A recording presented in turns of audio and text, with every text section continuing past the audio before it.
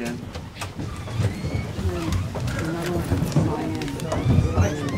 Stay in the back. Hey, remember to sign in. There's a sign-in sheet here.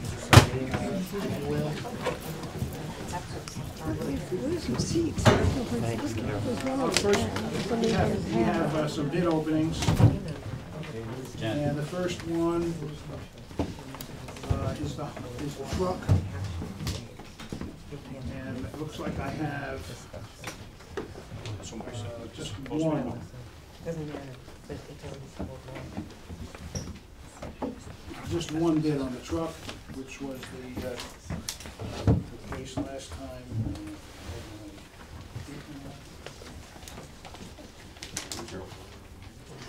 Did you take it? Open it? No.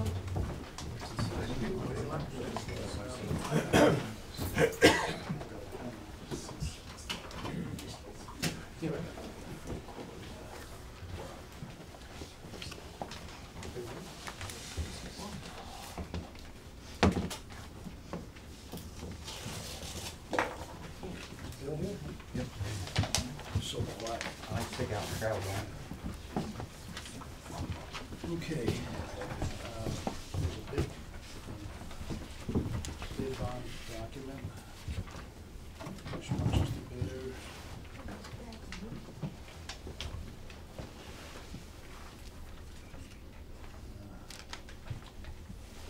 Gosh, there's all kinds of stuff in here.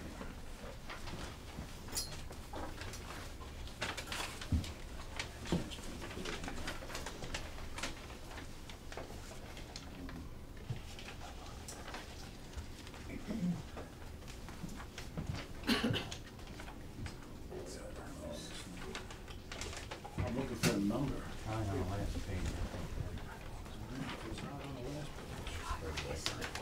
I guess maybe that's what it says. That's big. Yeah, you can probably. Here it is. Total bill $64. 2013 66,000 pound GW 6x4 SBA cab and chassis, dump body and equipment as specified. That's, where does that, it's the same as like the last one? Okay, and here's the bid bond. Instructions to bidders. I'm gonna give this to Kenny. Take a look at this, since they're the only bidder.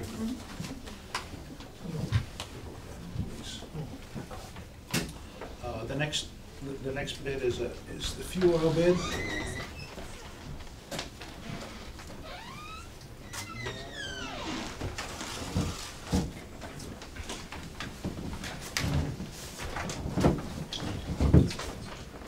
And this is from Town and Country. And there's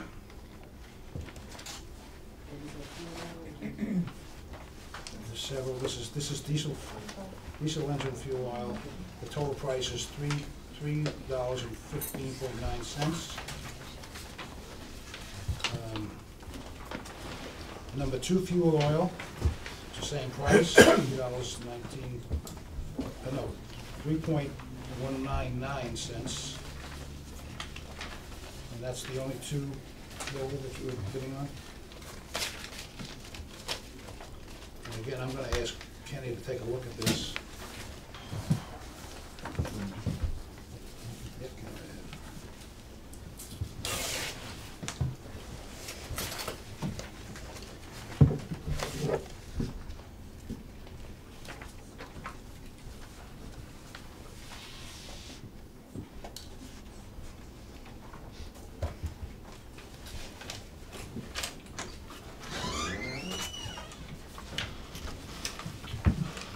Specifications. Looks like it's here.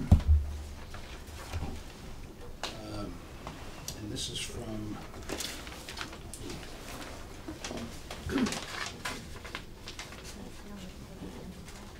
County Petroleum. And for diesel fuel, it's 3.144. Was there a quote for kerosene diesel? No, diesel and fuel oil. That looks like it. We had two. Were we asking for two? Yeah, fuel oil Diesel as and well. fuel oil. Oh, here, I'm sorry, here's another one, okay. And this is number 2 fuel oil, and that's 3.2588.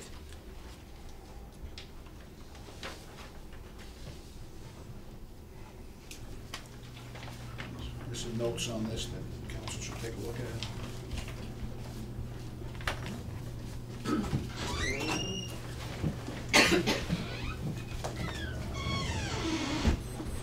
Bill, you can cut your diesel with Carol in the winter? You don't?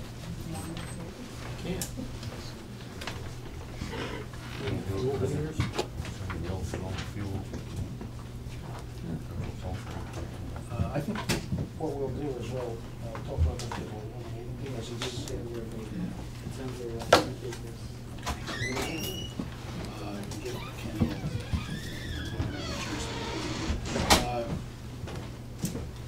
the first order of business is to accept minutes. Cindy moves to accept them. Al? Second. Second to Al, all those in favor? We have no guests on the board tonight, although we have lots of folks here. First report's the town clerk. Okay, your receipts total $2,040.10 with $1,960.60 turned over to the supervisor. $1,637.10 of that was building fees. A free rabies clinic will be held on August 14th at Hannafee Park in Liberty. They're only going to be having one more free rabies clinic this year. So it's, they only do 4 now because of funding cuts to the county. The other thing I have is there's now a burning ban in place across New York State. It's a 90-day ban, and it runs through October 10th, so there's no brush burning, and they want you to be very careful if you have, when you're grilling, or if you smoke, and all that stuff. So don't leave a campfire unattended, and those are the concerns.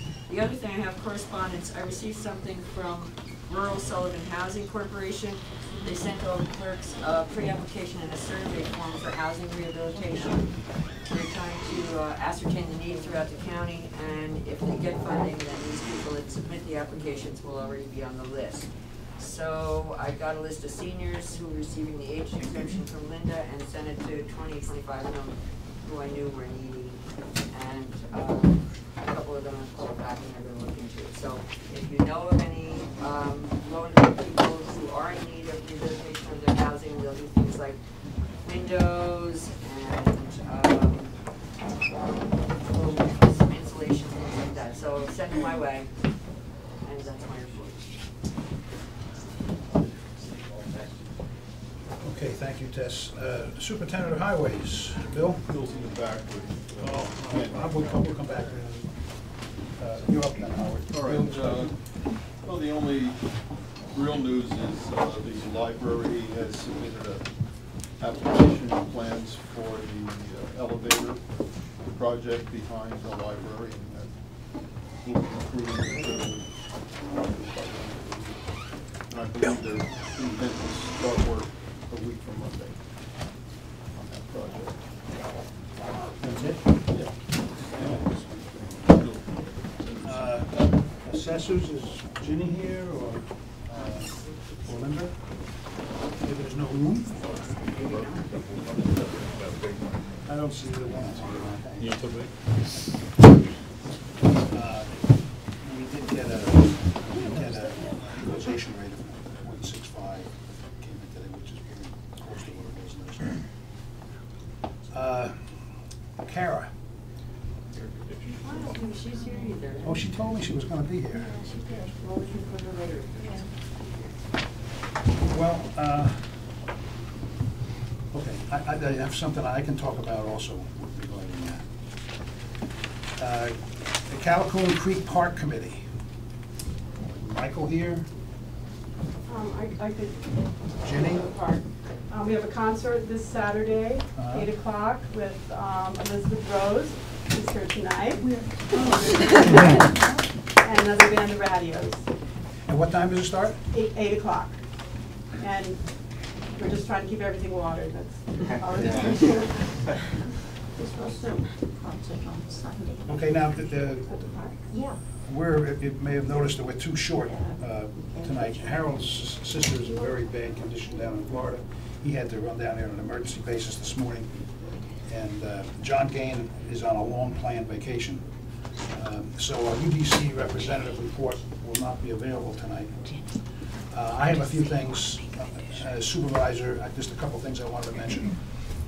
First of all, we did receive a letter from the Job Corps. They are, in fact, changing contractors effective August 1st. The name of the new company is Adams Associates LLC, and they'll be there on the 1st of August. And of course, we're already working on arranging an appointment as soon as they get here.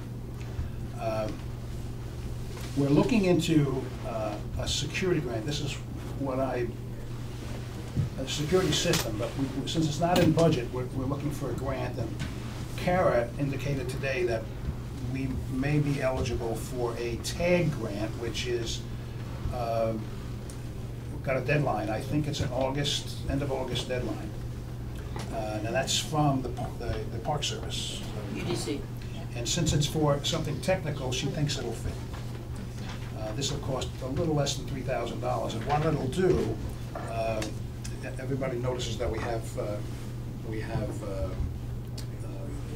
these meetings are being filmed. I guess this is 2 cameras.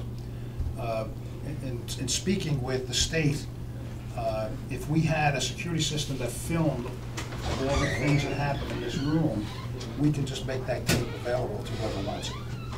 And that'll suffice. It might cut down some of the confusion in the room that is being taken up now. That it's just preliminary conversations, and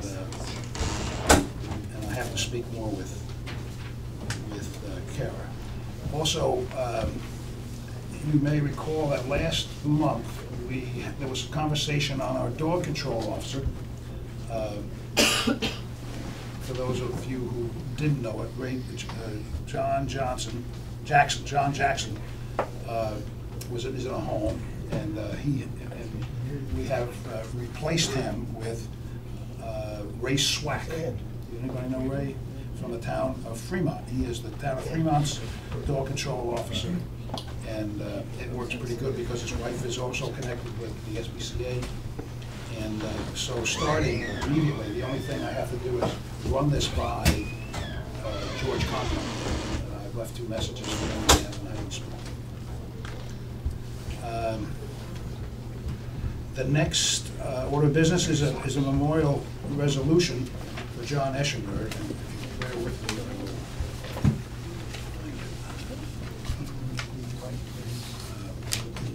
I'm sure most people know of John's passing. In memory of John Eschenberg, John H. Eschenberg, August 17, 1920, and June 29, 2012. Whereas the people of the town of Delaware have been grieved by the passing of one of our former public officials who served with honor and integrity, John H. Eschenberg, a respected citizen of the town of Delaware. Whereas John H. Eschenberg served the town of Delaware with dedication and distinction as highway superintendent for the years 1950 through 1959, and as town supervisor from 1960 through 1975. And whereas during this period of service, he had diligently performed his duties and had always exhibited those qualities essential as a public servant. And whereas John Eschenberg had the respect of all who worked or who became associated with him, and always conducted himself with dignity, honor, and kindness toward his fellow man and for the welfare of the town. And whereas his death leaves our community with deep feelings of sorrow for the loss of such an honored and respected citizen. Now therefore be it resolved that the Town of Delaware Town Board expresses its most sincere sympathy at the passing of John Eschenberg on June 29, 2012, and extends its condolences to his family in respect of his memory. Cause this resolution to be part of the official minutes of the Town Board. By order of the Town Board.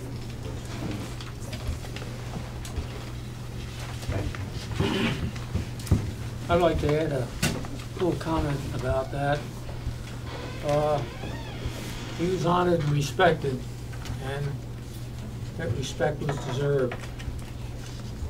I've known John just about all my life, and he's one of the last of the type that where your word and a handshake was better than your contract and was better than gold. Gold can be lost, can be stolen, but your word and integrity, you can't take that away. And John had that, and his son Bill had that as well. So, no lawyers needed back then. Nope. We like you, Ken, though. Ken, the next thing is on the agenda, the bid awards Okay, tonight. we can talk about it. Okay, let's do the truck first. Okay, yeah, with the truck, Bill and I went through it, the bid appears to be in order. Documents are in order. The documents are there, the bid bond is there, there. yep. So, you know, up to your pleasure, but he and I don't see any problem with it. It's Navistar, to, you know, obviously it's directly from the manufacturer. It conforms to all the things say yes in terms of the specification question, so. Can I get up, will somebody move to? Need a motion for Yeah. it? Bill, are you comfortable with it? Yep. You're the guy that's gonna live with it. Yep. I'll make a motion. All those in favor? Aye. Thank you. Okay, how about the fuel oil bid? All right, let's talk about fuel first, and then we'll talk about diesel. On the fuel oil bid, the two bidders, one was Town and Country, and one was County Petroleum.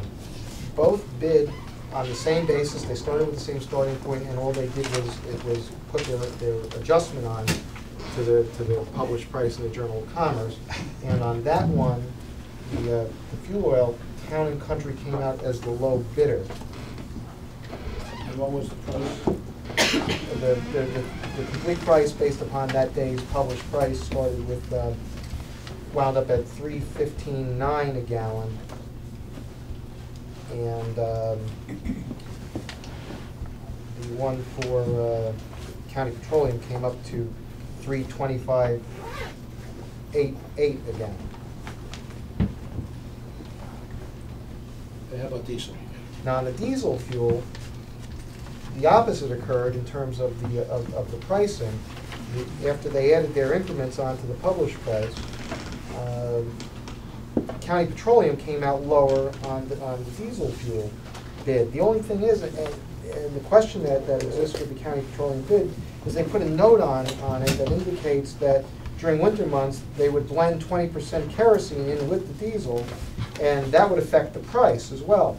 So that's not clear to me and Bill whether they're offering that to us or they're telling us that's what they would do. If they're going to do that, then their price is going to exceed Town and Country.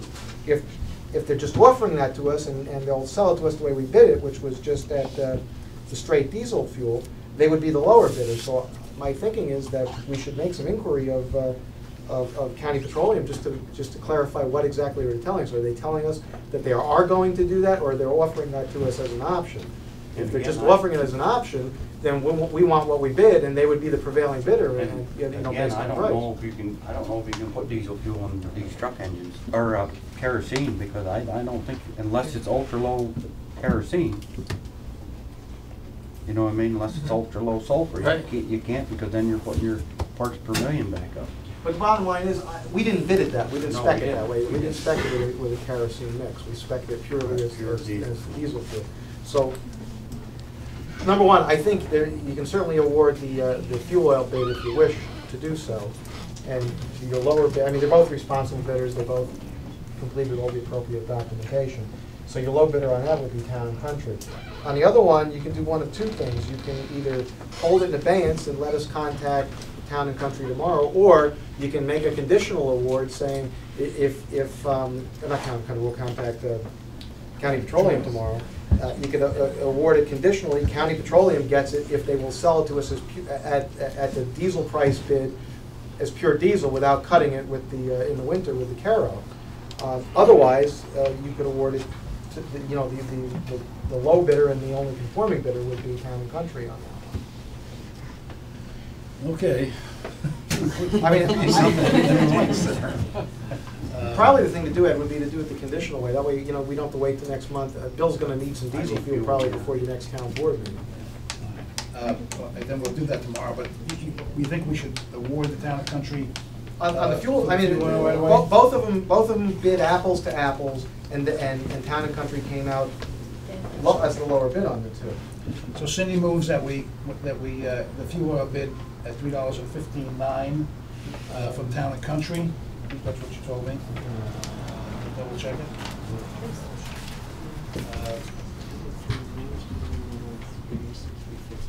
Three, on the fuel oil, they were $3.19. $3.19. It's still cheaper. Yes. Okay, so, based on that price, you're moving that we would purchase the fuel oil for Town and Country. I'll second that. Second, all those in favor. And as far as the diesel fuel, we're gonna wait till tomorrow.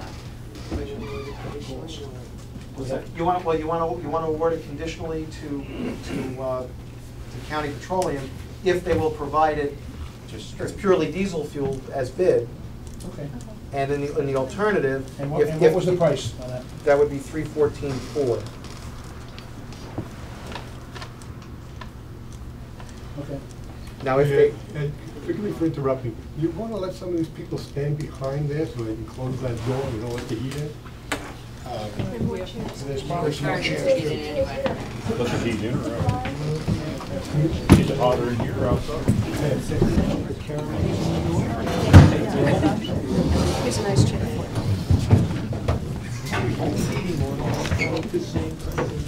On the 31st of July and the 1st of August, the consulting firm, which is out of Albany, I don't remember their name, I'm sorry, which is doing our waterfront revitalization plan, which is under a grant, $80,000 from New York State. They are coming out to the towns, and you should be receiving an invitation, as are other organizations, UDC, the Park Service, and various groups in the community, to develop this waterfront revitalization plan with this consulting firm. They're going to be going around to different spots on the river, from Berryville to Hancock, looking at access points and how to tie in the towns, the scenic byway, to the waterfront revitalization plan. There's going to be a specific schedule as to when they're going to be in our town, so you can join in.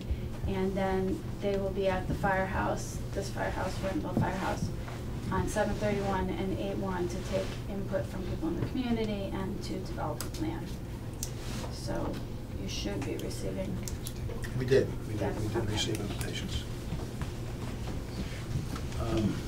Carl, what time will they be in the firehouse? I'm not sure of the times yet, I can find out, but it's going to be all day on the 31st of July and the 1st of August. But part of the day, they're going to be out looking at different spots on the river.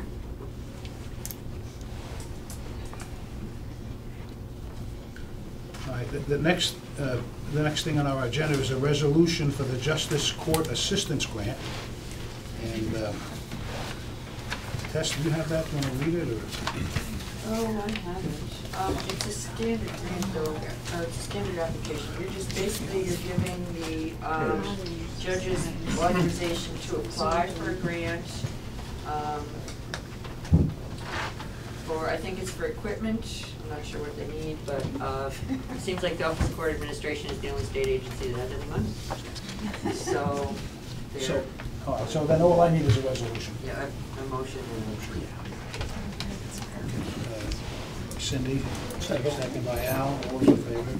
Aye. And we have an MMTF. A lot of folks may not know what that is. That's the municipal, what is it? Multi-municipal task force. And the public hearings are done. The public notices and all the public comment has been received. And this was something that was started when, Howard, last year or even? The whole project started 3 years ago. But, yeah, we've been waiting on this end of the final environmental impact statements and everything for 6 months now, at least. I know Bill and myself and Howard, you went down for training a couple months ago, 3 months ago.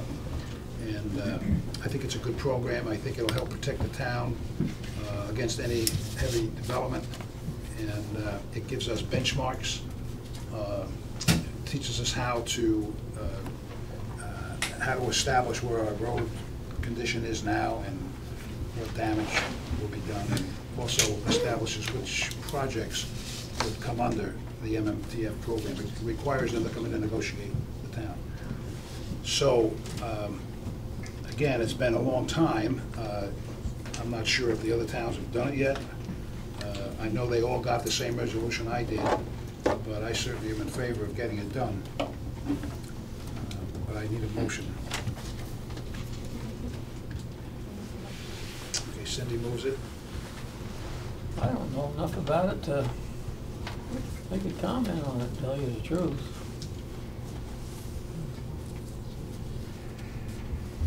Well, you know, you have the motion here.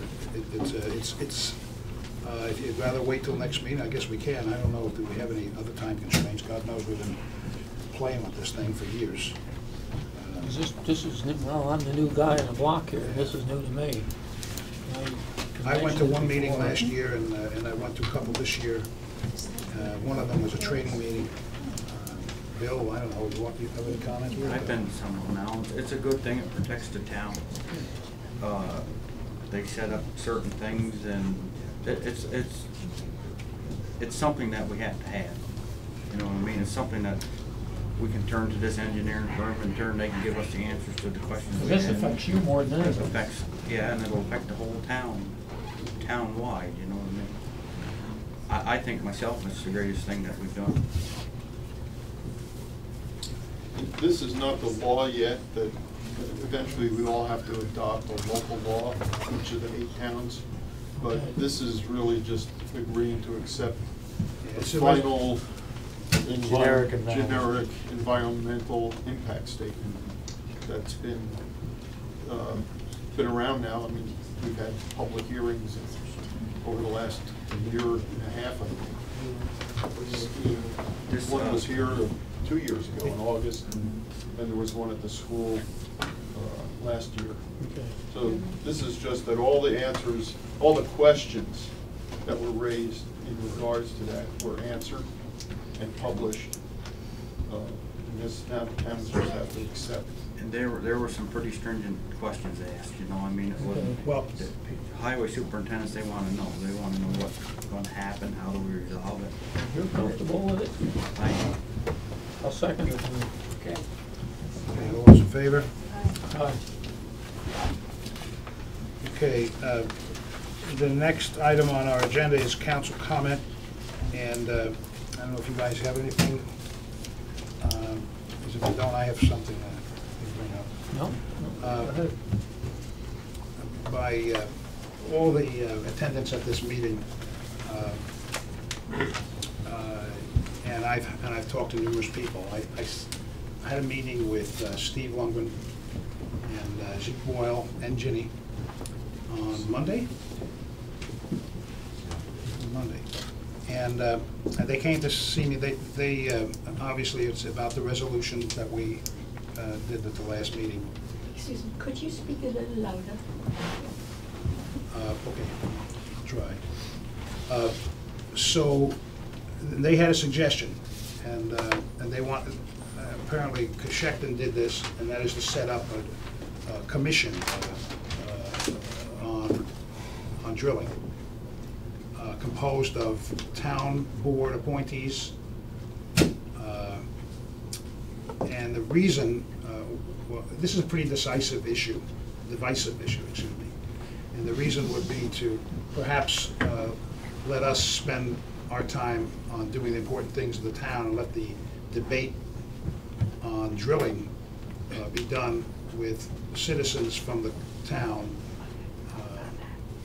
And then they could make reports at meetings to us. Now, Coshecton did this, and they did it for, I think, a year and a half. And they actually just disbanded it a month or two ago. But it's still, the issue was discussed for a year and a half. And I would... Excuse me, can I correct that? Can you correct what? Yes, I was on that, I'm Oh, a Coshecton okay. person. I was on that commission. We met 5 times from something like November through December of last year. Oh, that's all? Right, and the pro-gas, there were 3 people on 2 sides, so we're sort of already committed.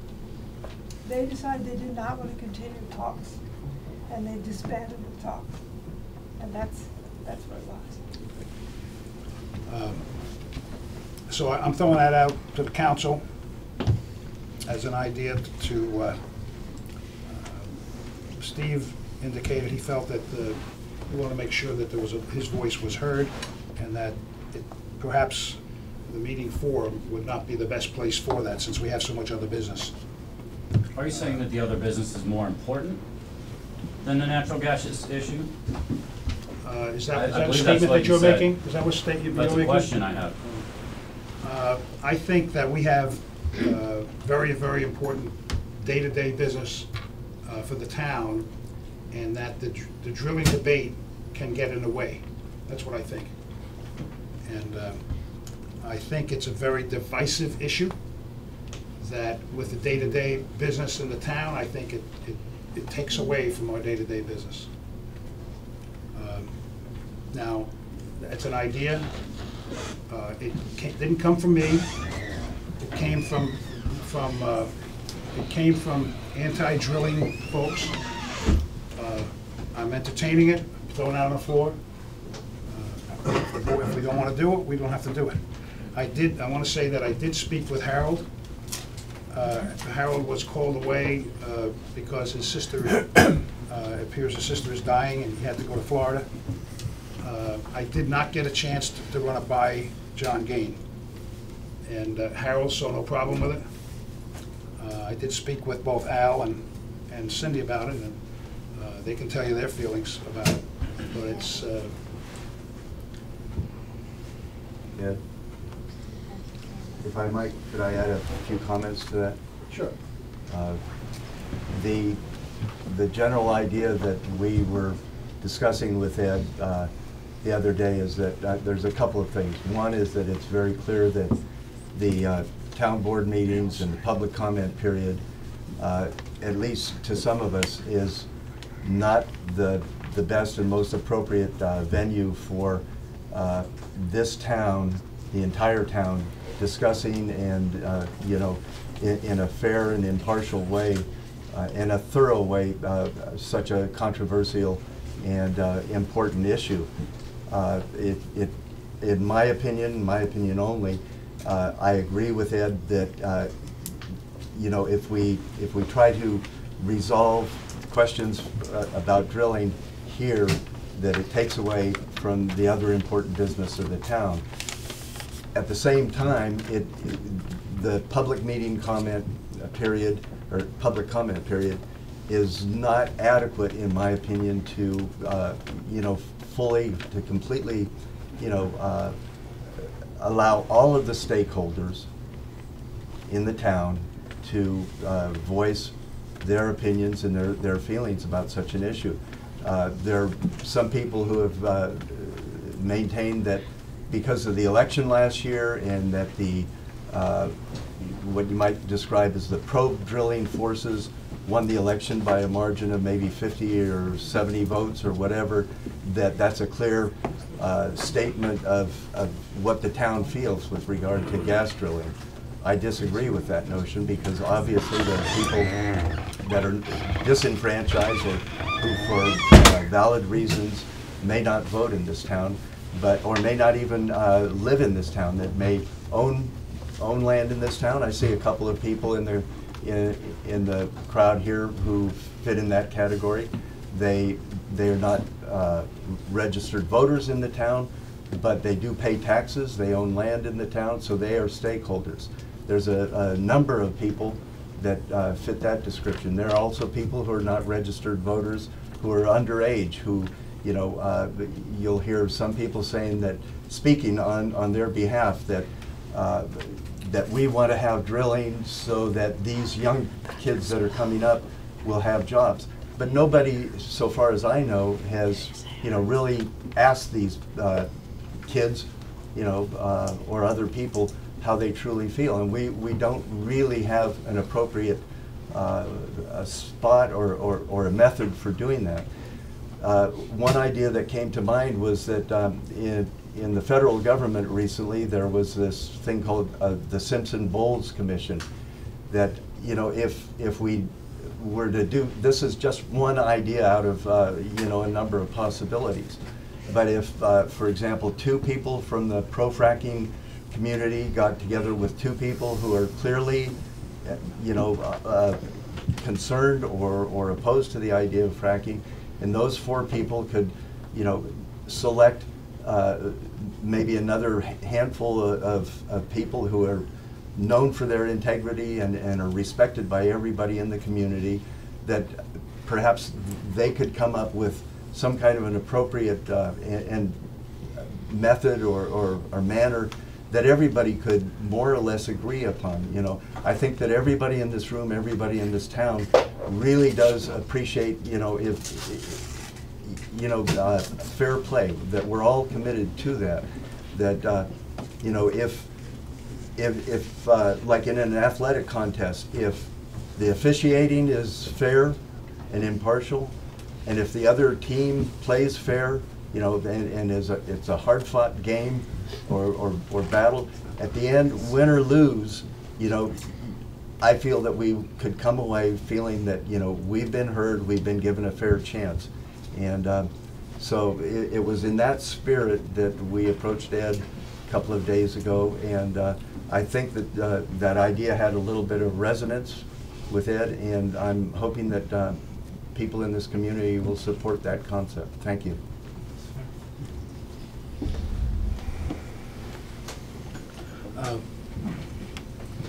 Let me repeat myself. Harold was not against this. Was not against this idea, and I talked with Cindy, and I don't think you're against it, and Al, I don't think you feel. Well, I don't know what's going to be gained by it. Well, it's a forum for people to be heard. It's a forum for people to be heard, but And what would this council do? Report to the board? Yeah. And make a recommendation? Well, just report what their findings are. Those are all ideas that would need to be hashed out. Right now, it's just a concept. It would be people that would be appointed by the town board. It would be not a non-binding. It's not a binding. It's an advisory. Well, I'd just like to Point of point out. information, may I ask, does that mean the board will regain its neutral position and the resolution 44 will be tabled for a while you're awaiting this agreement? No. So what prevents, it's like it's the go-ahead of the, it's separate? Okay, thank Sorry, you. wait, but Jerry was, I just want to ask Jerry to finish. Well,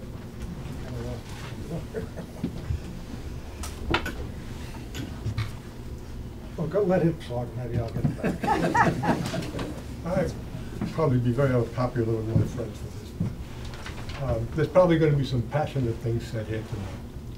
And I think some of this passion has been fruitful for us for quite a while. But the last few times I've been at these meetings, what I see is that there's a lot of emotion and a lot of people getting angry at each other, a lot of rancor between people.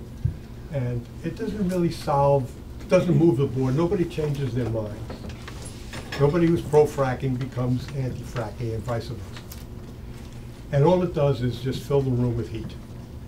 And so I agree with Steve that to keep things more peaceful around here and get things done that the town wants to do, and to put the argument about fracking someplace slightly different and let the town board do their business is a good idea. What I was going to say Crock was of shit I've ever heard. That's the weakest crock of shit I've ever heard. There's no more important business in this town right now than hydraulic fracking. You want a truck? Go get a truck. You gonna frack next to my property? That's important. You wanna talk about decisive? Talk about all the money I put into my property. All the investments we've made in this area. All the hopes and the dreams. You wanna talk about decisive? Let's talk about the dog wrangler. Jesus Christ. No. No, because you guys will sit around for the next 6 months and not accomplish a damn thing. And let these guys do exactly what they did, which was illegal. Is it not true? Yes, true. Yes. Was it appropriate? Was it legal? Was it democracy? I don't think so. It was an ambush. So let's talk about your plan to start a committee versus what you've done, which is illegal. Let's talk about your conflict of interest. Let's talk about rescinding it, and let's talk about what's important. Let's talk about the future.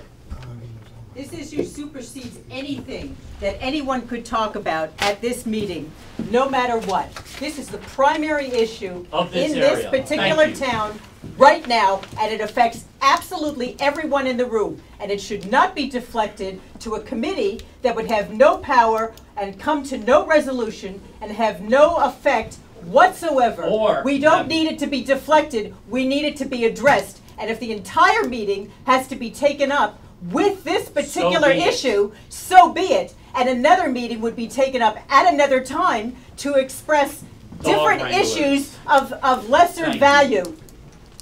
Thank you. Form a committee for dog wranglers and truck drivers. And then we can talk about my children's health and what's going to come down the river, Mr. Sykes. What I was going to say was, you know, we have a representative form of government here. We have a town board that was elected by the people by a pretty wide margin. And most of the people who campaigned on the opposite side of this issue were not elected. Most of the town board, who either took a neutral position or a positive position, was to put in office. The public has spoken. There's a good majority of people who are- They've spoken for themselves, not for the people, Fracking is not a and for their political families. issue. Fracking is an environmental issue. There are Republicans who don't want it, there are Republicans who do want it, there are Democrats who want it, and there are Democrats who don't want it. Fracking is not political issue. It's not Republican, it's not Democrats. It is a health and environmental issue. That's what it is. Can I finish what I was saying? You know, we have a. I have to say something. You know, we had a sign-in sheet here, and I was afraid this might happen. So the people, I have 6 people that signed in to make public comment tonight. Because this is not gonna be a shouting match, or I'm not gonna have it. So the people that are signed in, I'm gonna ask those people to speak. And the first one is Thomas Kapner. Oh, boy. I don't know. I mean, I had prepared a statement based on what happened here last month, and I'm listening to a lot of stuff, so but let me just go ahead anyway. First of all, good evening, everybody, fellow citizens and honorable town board members. I'm going to be as brief as I possibly can, because I agree you have important business to take care of, and I fully empathize here with my colleague who thinks that's the most important issue, and it is. But we do need to take care of business as well as the issue that is really going to determine the future of this town. So, I just beg your indulgence because it's an issue that does need to be addressed. Again, my name is Tom Kapner. I've been a resident of Swiss Hill Road North since 1978. And I come before you because I've tried to stay out of this, but I just seem I can no longer remain silent. I just love this town very deeply, and I'm very saddened to see what's going on. I've spent the best years of my life here, and I plan to live out the rest of my life in the surroundings that I love, and with the neighbors who have come to mean so much to me. I am very concerned about our future. I don't have much beyond our home and our beautiful land to leave for my kids, and I would like to see its value and the future prospects of our town protected. I'm profoundly saddened and very upset about what transpired here at last month's meeting, and I'm upset when I see here now. A citizen came before you and asked this board to look into the issue of gas drilling and how it's going to impact on the town. A very reasonable request to our elected officials. I think the response was rude and inappropriate, and the resolution that was passed was an example of the highest levels of sophistry that George Orwell would have deemed an artful exercise of doublespeak. Hear, hear. That resolution manages to undermine the property rights of the vast majority of the town's residents in the name of property rights, and moreover washes the board's hands of any responsibility for the possible adverse results from hydrofracking in the town of Delaware. I, for one, do not trust the state of New York or the federal government to look out for my well-being. I do hold those I can look in the eye responsible. I do hold our town officials responsible for the health, well-being, and property rights of the citizens of this town. Instead of upholding the property rights of a tiny minority that will profit from hydrofracking leases at the expense of the rest of us, who will see our property values plummet if fracking is allowed in this town, and who will be paying higher taxes to subsidize the infrastructure the industry requires, and the damage that will result from their activities, the responsible course of action is to declare a moratorium, not this nonsense of committees. Let's just put it all on hold. Let's just think about what we're getting into, and let's spend some time looking at the issues. We do need a moratorium until we've had a chance to educate ourselves on the pros and cons of hydrofracking. What is the rush?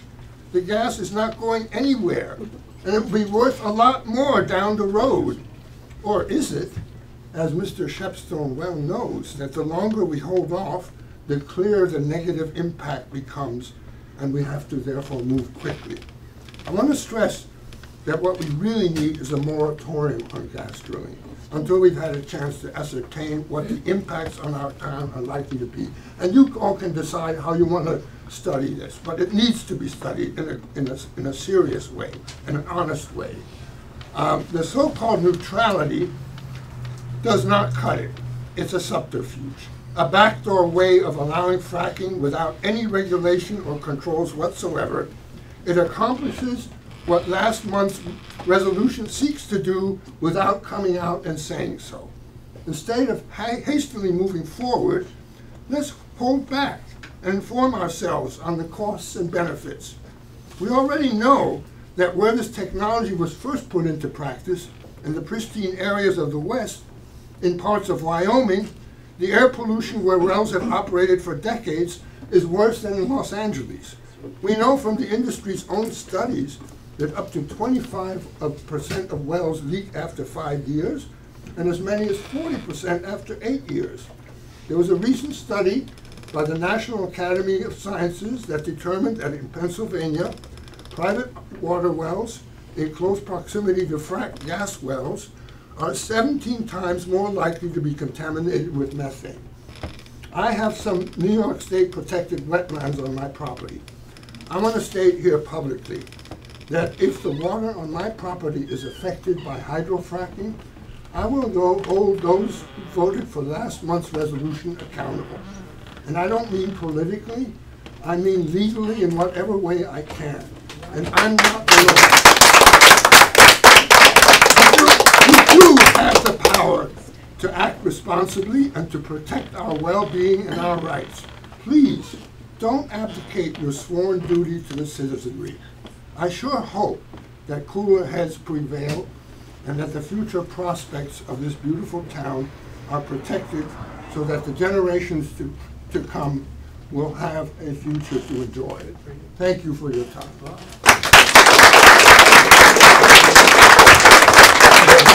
next item I have on the list is Steve, but Steve, you've already spoken.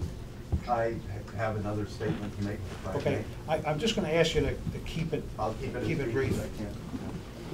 as I can. My name is Steve Lundgren. I've been a resident of Hortonville for about 14 years. My wife was born and raised here, so we do have roots. To the board. Section 100 of the New York State Code states that it is essential to the maintenance of a democratic society that the citizens of this state be fully aware of and able to observe the performance of public officials and to attend and listen to the deliberations and decisions that go into the making of public policy. In order to attain this goal of public awareness, the state legislature enacted a new state law last January 3rd. The law requires town boards and other public bodies to post proposed laws, resolutions, policies, and other documents on their websites before taking them up at meetings. This law applies generally to any government entities with regularly updated websites, and in most places that would include planning boards. This law means that we, the citizens of the town of Delaware, are now entitled to the same public documents that you, the town board members, have while you're discussing them. This law also requires that public bodies provide paper copies of documents before meetings upon request, subject, of course, to a reasonable fee. With regard to the resolution introduced on June 20th, 2012 by Harold Roeder regarding property rights and gas drilling, both the audio recording and the written transcription of the public comment period reveal the following procedural flaws and violations of both the letter and the spirit of the Open Meetings Law. First, the resolution was not on the agenda and was not posted on the town website before the meeting. Second, although it is abundantly clear that paper copies of the resolution could have been made available to the public before the meeting, they were not. It is also clear that copies of the resolution had been distributed to some, not all, of the town board members prior to the meeting, and that those members of the board had discussed the resolution amongst themselves prior to the meeting.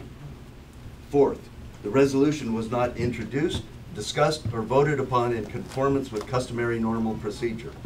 Instead of being included with the resolutions that were discussed earlier in the meeting, this particular resolution was introduced during the public comment period and was clearly an emotional response by a single town board member to persistent questioning by concerned members of the public. Additionally, the Town of Delaware Code, which all of you town officials are subject to, which was adopted in 2006, includes the following two standards of conduct, among others. Section 3E states, disclosure of interest in legislation. To the extent that he or she knows thereof, a member of the town board who participates in any discussion on any legislation before the town board shall publicly disclose on the official record both the nature and the extent of any direct or indirect financial or other private interest that he or she has in such legislation. Section 3F. Thank you. Section 3F states, investments in conflict with official duties. He or she shall not invest or hold any investment directly or indirectly in any financial, business, commercial, or other private transaction which creates a conflict with his official duties. I assume that means a lease or even having discussions regarding leases. The following comments made by one of the town board members warrant further investigation as to whether these standards were violated when he voted in favor of the resolution instead of recusing himself, as I believe he should have. His statement, and it's on the record, or should be on the record, is, I was hoping before I die that I could reap a little bit of profit from my property. Every year to pay my taxes, I've got to hit my home equity loan. The bank's going to own my property here in not too many years. My kids won't inherit anything. Just once, could I reap a little bit of profit from my property? Yes, you have every right to do that, but you have no right to vote on any legislation based on that. You know, that's a narrow private interest. That's my opinion only.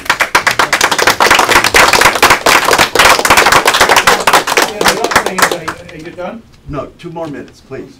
And I make no apology for it. That's fine, you don't have to.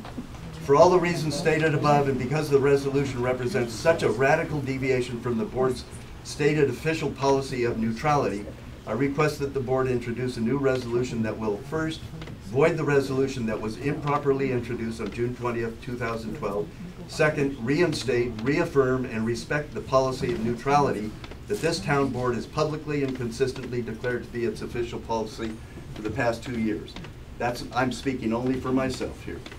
Based on the following comments made by board members at the recent special town board meeting held on July 11th, I think that you'll agree that this is a reasonable request. From John Gain, at the last regular meeting, June 20th, I'm afraid I didn't speak up on the issue of the resolution to permit drilling in our town. And I think Cindy Herbert said it best, that it was too sudden, too fast. I for one, didn't have time to think about it. I would have preferred to have voted no. Not that I'm against the drilling, but because I was against changing our neutral status, which isn't popular on either side. But that is my feeling about the resolution, and even if I had voted no, it wouldn't have made any difference. But now I've stated my feelings and I feel better. That's an exact quote. Supervisor Ed Sykes, you said, I just want to say that I do not want, because this is such a divisive issue, that I don't want this, the public comment period, to be a forum for a drilling debate every time we have a meeting. I substantially agree with that. Board member Roeder, unfortunately, is absent tonight, but at the last special meeting, he took pains to comment on the importance of conforming to proper procedures with regard to accepting or rejecting bids for a new truck for the highway department.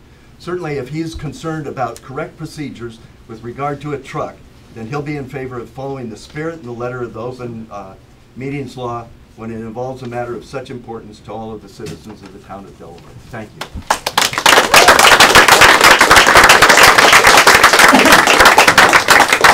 Steve, my only comment is, it's not legislation. It's a very, very simple resolution. So it's not legislation. So the premise is really not right. That it was illegal. It's not legislation. It's just a resolution. Just a resolution. In any case, the next person on here, and try to keep it brief, is Noel Van Swol. Before I comment, may I ask the town attorney as to whether he thinks a public hearing was necessary for that resolution? Public hearing? Well, first of all, I'll respond to that if I'm directed by the town board to respond to that. I don't answer questions that are posed by the public. I give advice to the town board, not to the public at large. So I will defer to the town board if they choose to ask me to respond to that. Mr. Van Swol will be happy to. Go ahead and respond. Okay, thanks. No simple adoption of a resolution would not be subject to a public hearing requirement to respond to your question. Okay. All right.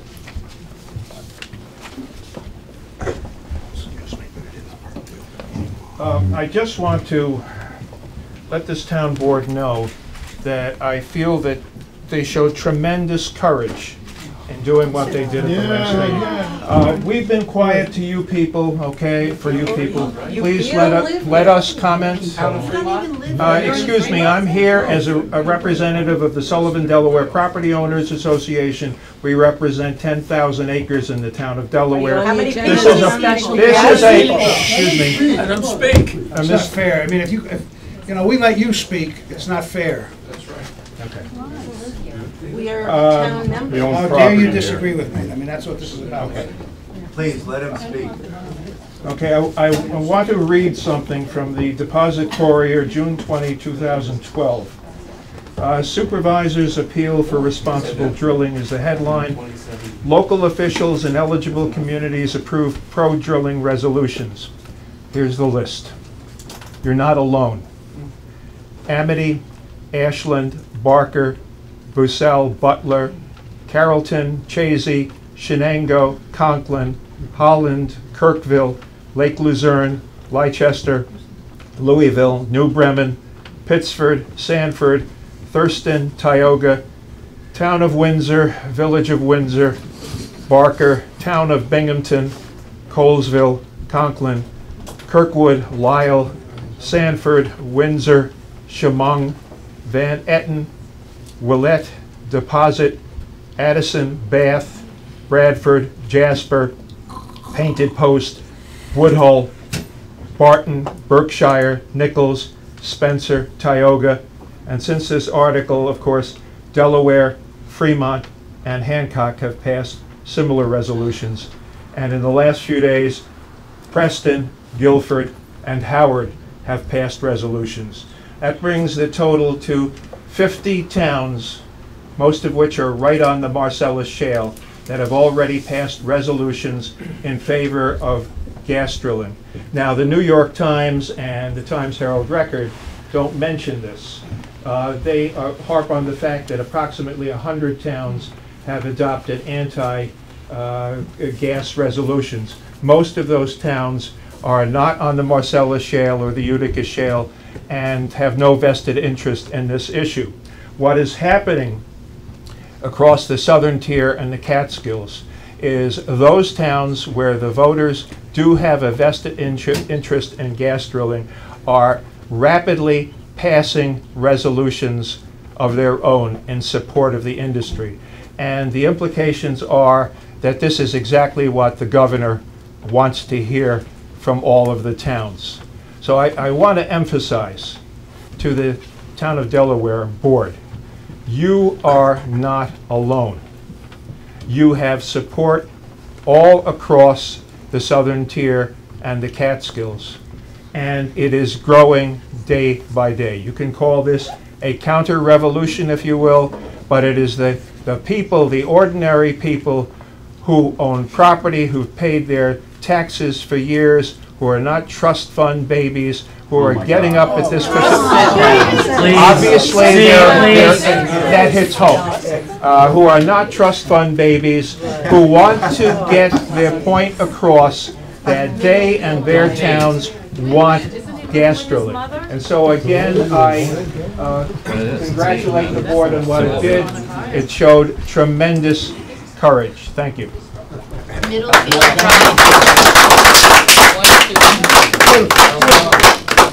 John Watts, again, try to keep it, Jen, I'm sorry. Hi. That's my husband, Brian. My name is Jen Watts. We're full-time residents, taxpayers, property owners, small business owners, and parents of 2 young boys on Rubbish Hill Road in Hortonville. And we are here today to speak out against the pro-drilling resolution passed by the town board last month's meeting. First, I'd like to thank Cindy Herbert for upholding her position of neutrality and abstaining from the vote to pass the resolution. Thank you, Cindy. It's the kind of common sense and prudence that the intensely controversial matter of drilling within the town of Delaware warrants. We'd also like to thank John Gain, who at last week's special meeting made a statement expressing his regret at participating in the vote to pass the resolution, citing the same reasons provided by Cindy for abstaining. It was too sudden, too fast, and there was no time for him to think on it. Let me be clear about our stance on drilling. We're against fracking in the town of Delaware and New York State. If Governor Cuomo has deemed drilling unsafe enough to ban it in New York City's watershed, then how in the world can it be safe enough for town of Delaware's watershed? Shouldn't the health, safety, and clean drinking water concerns of town of Delaware residents be of equal concern to our local officials? Like many of our fellow townspeople, our home is our primary investment. We patron the local businesses, employ local townspeople, and have poured our savings into the improvement of our property. We would like to know what effects the town board thinks the pro-drilling resolution will have on neighboring home and real property values. How will this pro-drilling resolution affect our ability to maintain the value of our property or to resell or to refinance? We invite our local realtors and anyone who is trying to sell their property to stand up and tell us how often the question of a drilling ban comes up with potential buyers. Until recently, we had convinced 4 of our close friends to consider town of Delaware in their home search. All 4 potential buyers immediately crossed town of Delaware off the list upon the breaking news of this resolution. Who wants to invest in a town that won't protect your health, safety, or property value? Who wants to live in a town where the town board scoffs at the concerns of town citizens? I think it's important to note in recent news, Nationwide Mutual Insurance Company has determined that the exposures presented by hydraulic fracturing are too great to ignore and it won't cover related damage. The newly adopted pro-drilling resolution hides behind the guise of equal property rights for all, but in reality, one only protects the property rights of those who wish to drill. With language composed by the Joint Landowners Coalition, the resolution is blatantly pro-industry. The manner in which it was pushed through with total disregard for appropriate procedure raises an obvious question. Do any members of the board have a conflict of interest that is driving their recent actions in this matter? Each council member is bound by Article 18 of General Municipal Law that deals with ethics and conflicts of interest. Article 18 clearly lays out that if you have a pecuniary interest in natural gas drilling or stand to gain financially in some way from policy that would bring drilling to our town, then not only should you announce this and recuse yourself, but also you should not be participating in any discussions with regard to this matter. It is time for all of our Town of Delaware Town Board members to disclose this essential information so we may determine a clear and legitimate path forward. Town of Delaware residents are by no means in unanimous agreement that drilling is the right direction for our town. The last round of elections was not won in a landslide, despite the pro-drillers' spin. If the town board wants the support of the entire community, we propose the appointment of a neutral, independent, fact-finding panel representing all sides to determine the very real health, safety, and financial implications of drilling should it come to Town of Delaware. It's a comprehensive impact study, and to do any less by our community makes Town of Delaware Town Board derelict in its basic fiduciary duties according to Article 2 of New York Municipal Home Rule Law, which includes the protection and enhancement of the physical and visual environment, and the protection, order, conduct, safety, health, and well-being of persons or property therein. We implore you, our town board, to exercise caution and prudent consideration. You are the only thing standing between us and the potential hazards caused by a cutthroat, billion-dollar-backed industry. This industry doesn't care about you or me or even the landowner who wants to drill. We are numbers, bottom lines, and collateral damage. To kid yourself and your community otherwise is naive and dangerous. We have a real chance to prepare our town for whichever way the axe falls, but only if our town representatives are willing to exercise prudent consideration and well-planned policymaking. Please rescind the pro-drilling resolution and conduct a comprehensive impact study immediately. We deserve nothing less.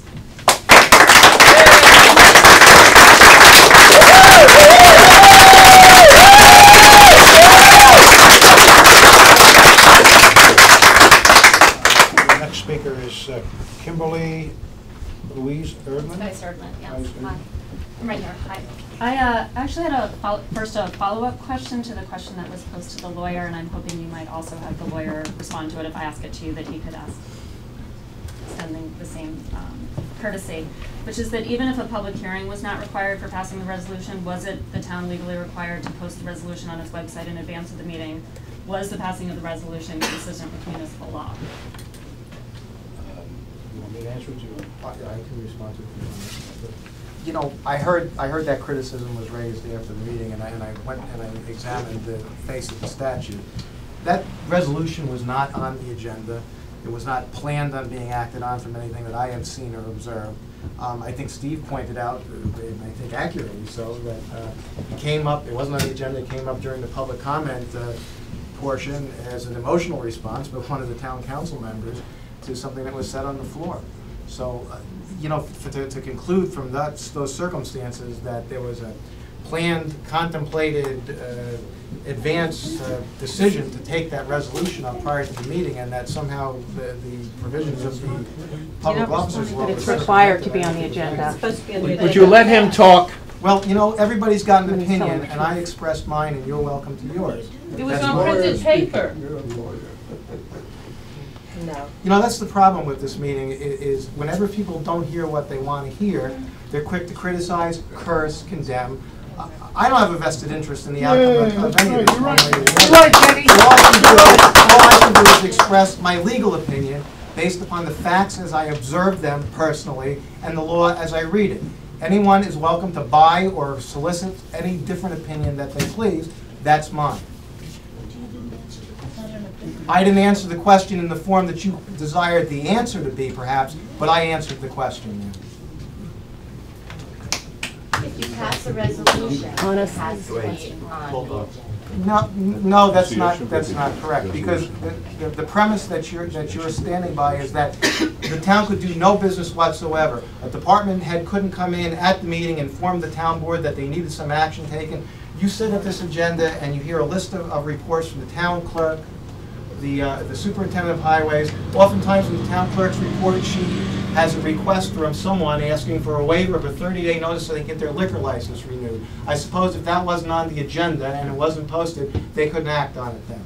That would be awful to the detriment, and that's just one example.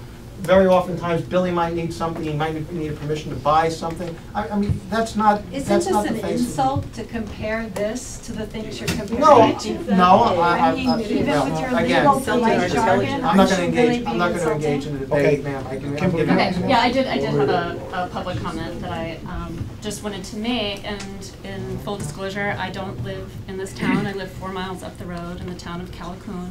My family and I moved here 8 years ago. I have a 5-year-old and a 2-year-old. We're outgrowing our home. We need a larger home.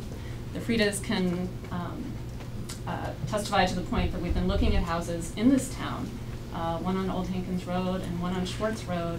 And when we talk about the risks of what's going to happen with gas drilling and the toll that decisions like your resolution make, it's not just a hypothetical. I'm a real human being that wants to buy a property in this town. And the decisions that you've made and this resolution that you've passed have changed our minds for my family in where we can live. And I just ask that you consider that as you continue your deliberations and consider it in what you do. Because you can say, somebody like me, maybe I should go live in the town of Bethel or go live in Lumberton or another town with more consistent views to those that I hold regarding gas drilling. But I don't really want to live in those towns. I want to live here. It's beautiful here. I think it's more beautiful. And I happen to love the town of Callicoon. And I love my neighbors and my friends, both local people who have been here for generations, as well as people who have moved here more recently. So I just urge you to not just think of it as in hypotheticals, but in very real terms.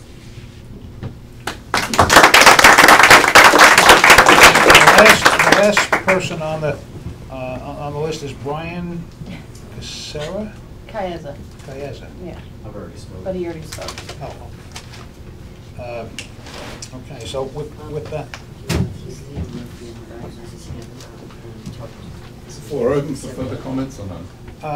We had asked only because we were afraid that this meeting would, if I take your comment, then I'll have to take everybody else's. If you wanted to comment, you had an opportunity to sign up.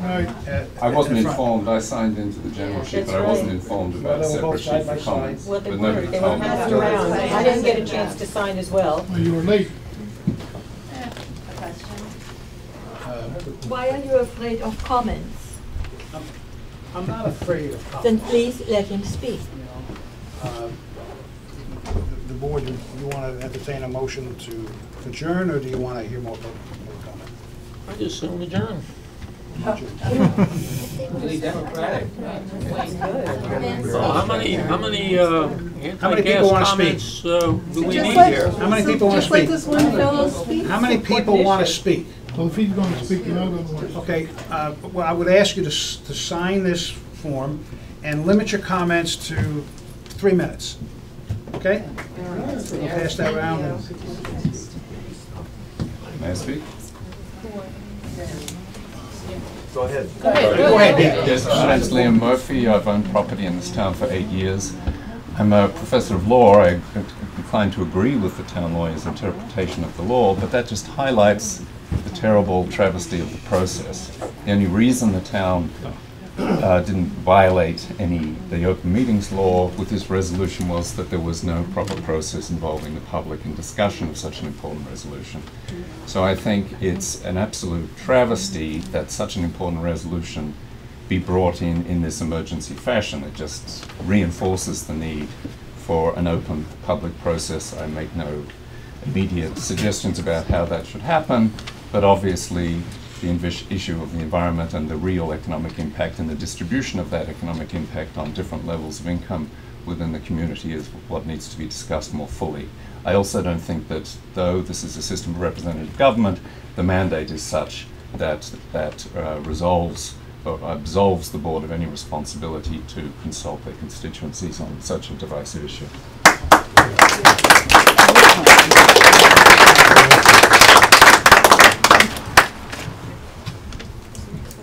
I don't have the list. Tom. I'm Tom Borey. I live in Collartown for 30 some odd years. I moved from the town of Callicoon. I just want to ask how many people remember DeFalco? Oh, wait, she wants to, Yeah. wait. Oh, Yeah. He intimidated the town of Delaware. That board was, they were afraid to walk across the street because they were afraid of DeFalco. These people are finally becoming of age, and they got integrity, and they got courage. All you people that you moved to the area, you got young kids. I got 3 of them. They're not coming back to this area. I sent them away to college. There's nothing here for them. And it's going to be the same for you. We replaced them. We No. replaced your children. No, you didn't. Yes, we That's did. great. We're You here replaced now. our children. We're It's only here now. temporary. We came here. It's only temporary. We came here. It's only temporary. If that's what you want it to be. Let the So gentleman gas speak. Anyway, kids back? Yeah, let's, Anyway, nobody, come on, let's be civil. There's the fact that the school population is down, and not only in our area here, the other end of the county, the other end of the county. Let him speak. He's speaking. Listen to you. All right. Go ahead. You mind? No, I don't. Go ahead. Go ahead. Anyway, I forgot my train of thought now. The Falco. population went down. The other Yeah. end of the People were afraid in the town of Delaware, and we couldn't get anything done. They're finally making a little movement. We need jobs. We need industry. And farming is out, tourism is out. That died in 1960 to 65 to 69. Any of you people lived here, Calico Center was a vibrant little town. Today it's a bedroom community. North Branch is a bedroom community. Hortonville is a bedroom community. Canosa Lake is a bedroom community. There's nothing here. We gotta drive to Middletown to buy a pair of shoes practically, or Scranton. We have nothing in this town. And your young kids, they're gonna wanna work. There's no place to work. There's no more Roth Laundry in Jeff that hired 30, 40 people for the summer. There's no hotels where the girls can wait tables and make nice, they made nice money. Tips and whatever have you. They're not here. There's nothing here. We need jobs. I'm here and I'm Casinos, Gas companies bring in their own. Let him talk. Let him talk. It's not fair. I'm You know, listening. it's You're really not interrupted. fair the way this. Nobody I'll move interrupted to adjourn you. if it don't stop. There we go. Sure. And you're so worried about Al Stepik making a couple dollars on his, what do you own, 20 acres? 20 acres, big deal. You probably won't even drill on it. Anyway, I just stopped in Halstead, Pennsylvania. A friend of mine lives there, he's lived there for years. And that's Susquehanna County. I asked him about drilling. He says, there's wells all over this county. All over. He says, there's no problem. The only problem, rent has gone up, If you got a place to rent, you're gonna make money. 'Cause the rent's gonna double. These people come in and spend, well, the pipeline, they can spend an average of $20,000 a family. Rent, gas, lodging. That's when the Millennium Pipeline went through. He said they're pumping water out of the Susquehanna River. State of Pennsylvania is charging them for it. There's a monitor right there. They're paying per gallon. The trucks aren't any bigger than fuel oil trucks that deliver our fuel in the wintertime. They're not great. They're raising dust because it's so dry. I commend to the board. You're taking action that a lot of them, the ones down the line are afraid of. There's a great shoe Okay, store. cool.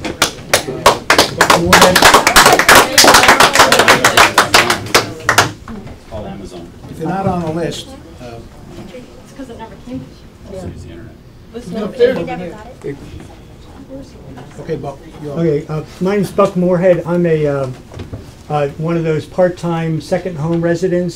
Some people might call us flatlanders. I've heard that term, which is I'm always entertained by because I think if one was someone from the Rockies would call us all flatlanders out here. But my wife and I have had a property here 28 years.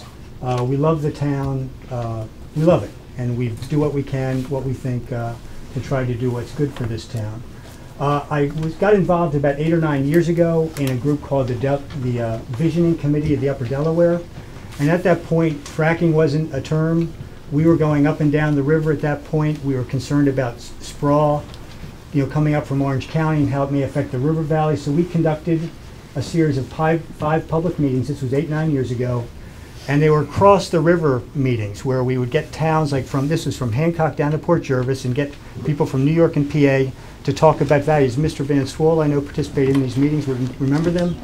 Consistent outcome of those meetings, this was 8, 9 years ago, was what people cared about was protecting the water, protecting air, maintaining rural character, and maintaining private property rights. And it's unbelievable, right now that is all that this is about, and that we actually share all these interests. And if you went from that time 8 or 9 years ago to this town did a comprehensive plan in 06 or 07. It's not long ago, 5 or 6 years ago. And if anybody, I don't know how many people have read that recently, that comp plan. If you read that comp plan, it's all about preserving agriculture, preserving tourism, preserving the river valley. There's nothing to do about, this was 10 seconds before fracking came into it was lurking somewhere, but it wasn't in this town yet. So we had this public process around the comp plan, and that was what people cared about, and that comp plan is what guides the development of the town, because it's what guides the zoning of the town. So we have a situation now, and I'm going to disclose right now, I'm not in favor of fracking. Okay, I'm not in favor of fracking, but I don't want to actually debate that right now, right tonight, for many reasons. But I am certainly in favor of good governance, and what I feel, is happening here is that there is a sense that that's been lost, that the folks do not feel that they're, what happened when 06, 07, you've got a comp plan and everything is agriculture, tourism, and the river, and now you've got this new interest, and that means that comp plan is effectively out of date. Like that it could be, you can't go, it's done every 10 years or 20 years. They're redone when something comes into a community that changes the influences on the community. So my feeling is, and it's kind of dovetails with what Steve's proposal was to Ed, and what was kind of brought up at one point but got quickly blown away. But I think there needs to be a conversation about industrialization in this town. Like maybe there are, right now I just know that there are 4 people in town who are pro. Well, maybe there are 10 here, or 12 or 15, I don't know how many. But there may be 110 or 1,010, or maybe the entire town is pro drilling, and I don't know it. I don't think anybody actually knows it, what that is. But I think until you have a conversation, get people meeting and talking about what are interests, what are shared interests that people have, and not the positions. I'm going to say everybody who's pro-drilling here loves the land, loves the water, loves the environment, loves the air. The problem is, and it's been a difficult problem, and I've sat in many meetings with Noel and Bill here, and there's a problem in finding out what the facts are. The joint, when you want to make an agreement around something that's divisive, you want to have some agreement on the facts. And here, you can find science that supports any position you want to find. And it's really regrettable because, folks who are pro-drilling don't think anything's bad going to happen. And people who are anti think everything, it's going to be the worst possible thing. And who honestly knows? But all I can say is that I think there would be a lot of value. I think it's a great idea to set up a series of meetings.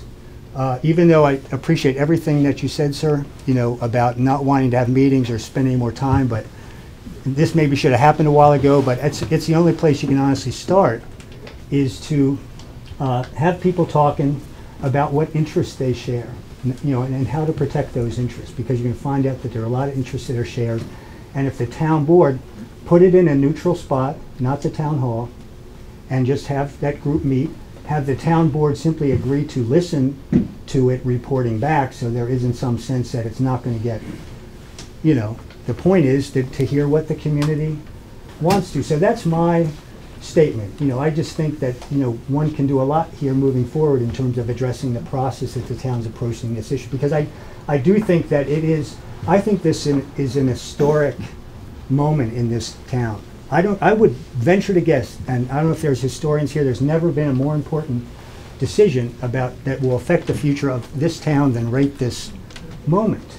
It's going to be transformative, what this town board does now, and what this town together decides that it wants to do for. And maybe everybody wants to drill, and I could be me and about 40 people here may be the only people who don't want it to happen. I don't know, but I think we should find out.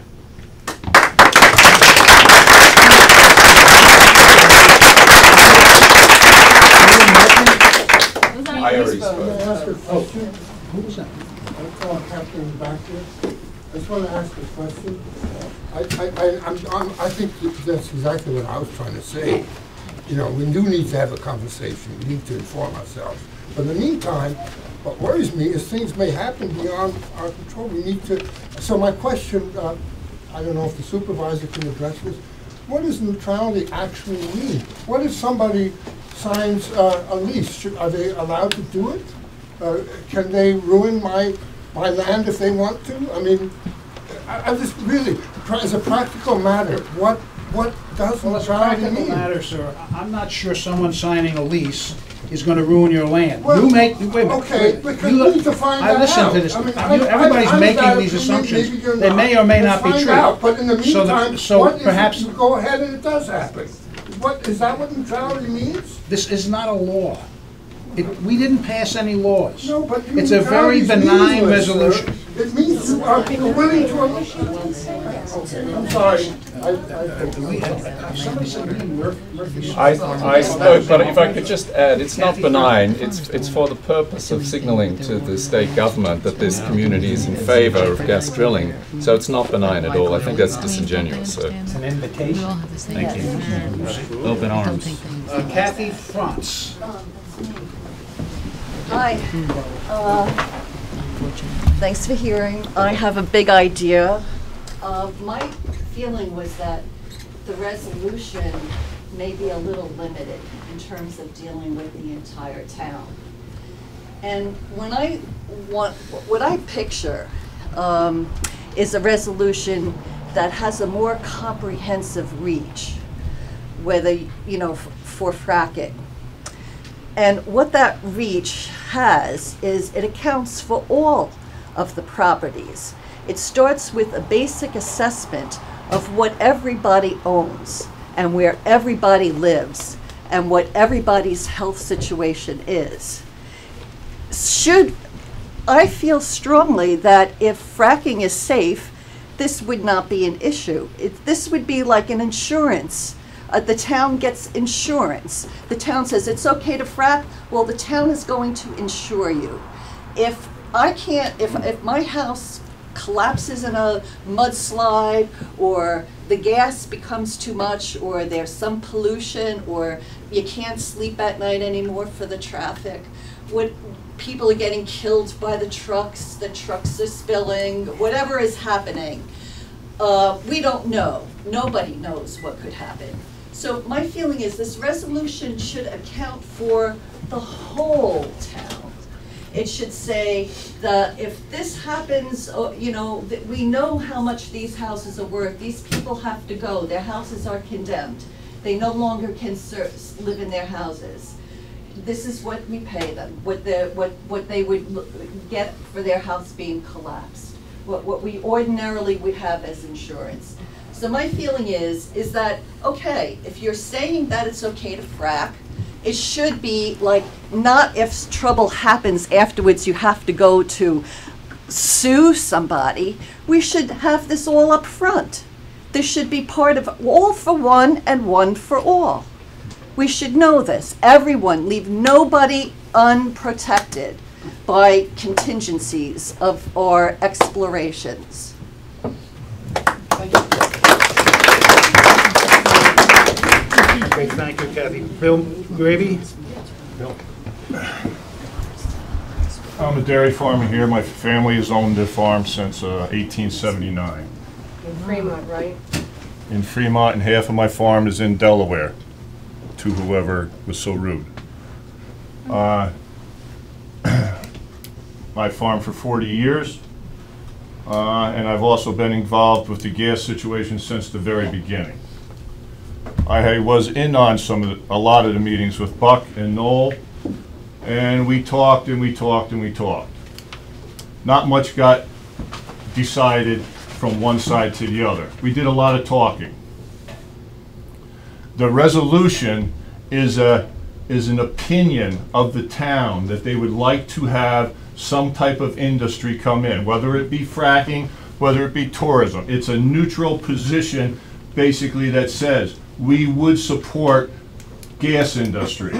Just like we would support, I would hope if I decided to milk 1,000 cows, I would probably have to get in on a whole bunch of DEC regulations. I would hope that you would support me on that. If the railroad was to come through, like it did in 1848, how many of you people that are against fracking would support the railroad now? I've been supporting the railroad for 20 years. Right, right. Do you realize what they did when they came through with the railroad? Right, right. Do you realize what they did when they came through with 97?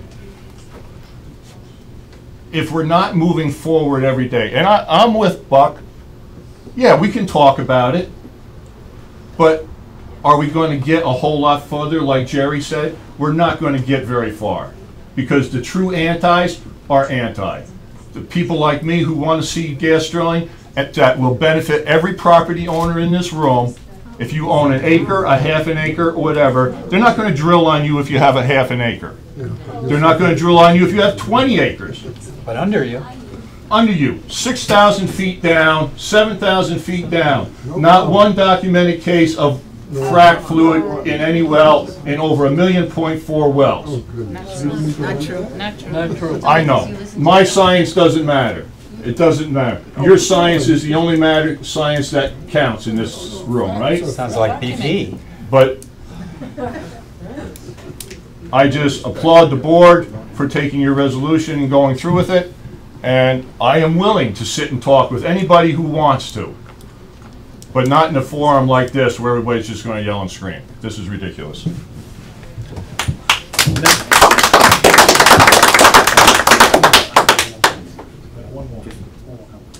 We have one more comment from the public. Nisa Calkin. Nisa.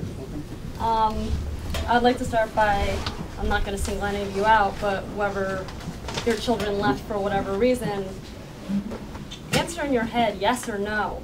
Is fracking going to bring them back? Yes. Well, no. I own a house here, and I'm only 26 years old. I got a job offer about 4.5, 5 years ago to move to Maui, which is considered paradise to many.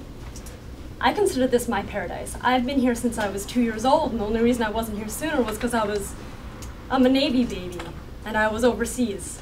I've lived here my whole life. This is my paradise. It's also our paradise. I'm the future. It's also our paradise. But my future is going to be here longer at this point.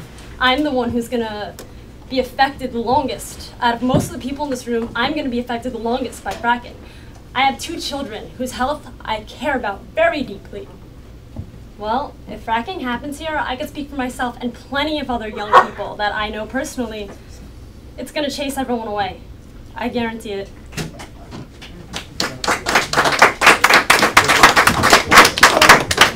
A public official wants to make a comment. Well, I would just like to say something in honor of John Henry. I have stood here and I've listened. And I've listened to the antis and I've listened to the pros. And right now, my dad used to say, William, a mind is like a parachute. It's got to be open to work. Right here we got people, what you would call activists. Someone says something, they act upon it. There's no need for that crap. This town has been the town of Delaware since the beginning of what, 1700 and something, according to the signs out there in the front. What are you trying to do? Destroy it among yourselves? Serious? No, wait a minute, seriously. I listen to you, now you just take a second to listen to me. There's people in this town, I for one, an open mind. Half of my mind says, you know, William, this is a beautiful town. The other half of it says, you know, William, how the hell are you and your wife going to keep this house? 7 acres, $125 a week taxes. What is here? What will be here? If someone could come to me, no, wait, if someone could come to me with living proof and say, the world blew up because someone cracked a hole in the ground, I would believe it. I read none of this. I don't read what you're telling me. You understand what I'm saying? What I'm saying is people have to stop the crap. Work together on this. Certainly you don't want it. They do. You're a fast worker, you're a slow worker. Don't slow down or you speed up. Find a happy medium and work together. That's what this is all about. It's not about, and it's not about being rude to people who are speaking. You understand what I'm saying? That's from John Henry. That's all I have to say.